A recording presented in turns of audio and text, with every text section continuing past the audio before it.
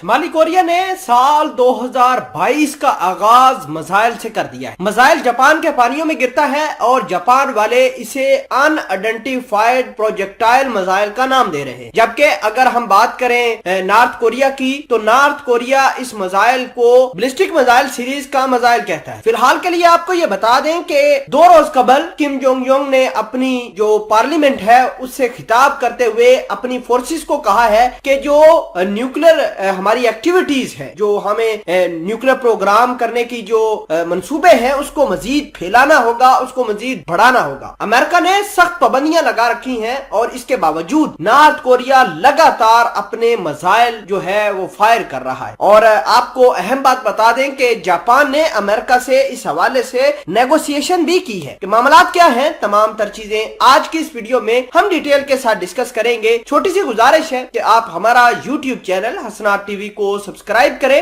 پاس موجود گھنٹی کے نشان کو دبا لیں تاکہ لیٹسٹ نیوز آپ تک بر وقت پہنچتی رہے۔ سب سے پہلے میں آپ کو یہ بتانا چاہتا ہوں کہ شمالی کوریا کا جو ایٹمی پروگرام ہے وہ کافی عرصہ بند رہا اور جو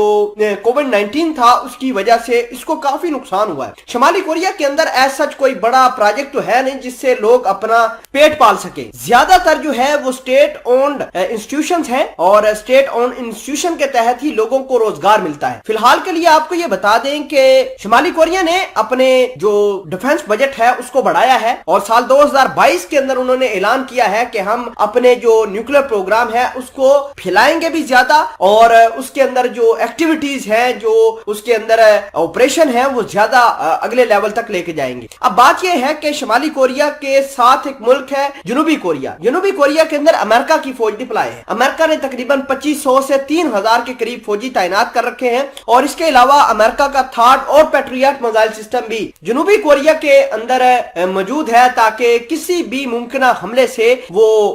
جنوبی کوریا کو بچا سکے۔ آپ کو یہ بتا دیں کہ جنوبی کوریا نے ایک ریلوے کا آغاز کیا ہے، ریلوے نیٹ ورک کا آغاز کیا ہے اور اس کا نام دیا ہے امن، یعنی پیس ریلوے کا آغاز کیا ہے اور اس سے چند گھنٹے پہلے، یعنی اس ریلوے کا آغاز کرنے سے چند گھنٹے پہلے ہی شمالی کوریا نے میزائل فائر کر دیا اور یہ میزائل جو ہے ممکنہ طور پر کہا جا رہا ہے کہ یہ نیوکلیر کیپیبل تھا کیونکہ جاپان کے بالکل پانیوں کے اندر گرا ہے اور جاپان والے یہ دعویٰ کرتے ہیں کہ سمندر کے اندر انہیں زلزلہ محسوس ہوا ہے۔ ناظرین اکرامی، آپ کو یہ بتا دیں کہ کم جونگ یونگ کے حوالے سے بہت ساری چیزیں باہر نکل کر آ رہے ہیں کہ کم جونگ یونگ نے اپنی زیادہ تر جو ٹائم ہے وہ اپنے نیوکلیر پاور پلانٹس کو دینا شروع کر دیا ہے۔ وہ اپنا زیادہ تر وقت جو ہے اپنے نیوکلیر پاور پلانٹ کے اندر جاتے ہیں اور وہاں پر جو ایکٹیویٹیز ہو رہی ہیں، جہاں پر جو کام ہو رہا ہے اس کو مانیٹر کرتے رہتے ہیں۔ اپنی فورسز کو الرٹ رہنے کا بھی کہہ رہے ہیں کیونکہ جاپان نے لگاتار شمالی کوریا کی مخالفت کی ہے اور امریکہ کی مدد سے شمالی کوریا کے ایٹمی پلانٹ کی تصاویر بھی سیٹلائٹ کی مدد سے لے رہا ہے اور شمالی کوریا کو اس بات کا ڈر ہے کہ جنوبی کوریا، جاپان اور امریکہ مل کر شمالی کوریا کے جو ہے ہتھیار ان کو ڈسٹرائے کر سکتے ہیں یا ان کو نقصان پہنچا سکتے ہیں۔ فی الوقت کے لیے آپ کو یہ جاننا بہت ضروری ہے کہ اس سے پورے ایک جو پیننسولا ہے، کورین پیننسولا، اس کے اندر ڈی اسٹیبلٹی آئے گی، ہتھیاروں کی ہوڑ زیادہ جمع ہوگی، لوگ ویپنز خریدنے کے لیے زیادہ اپنا روپیہ پیسہ انویسٹ کریں گے۔ اس کے علاوہ امریکہ کے یہ سارے کے سارے ممالک جو ہے جو شمالی کوریا کے دشمن ہیں، امریکہ کے ساتھ ان کی الائنمنٹ ہے اور امریکہ سے ہی یہ ہتھیار پرچیز کریں گے جس سے امریکہ کو اور زیادہ فائدہ ہوگا۔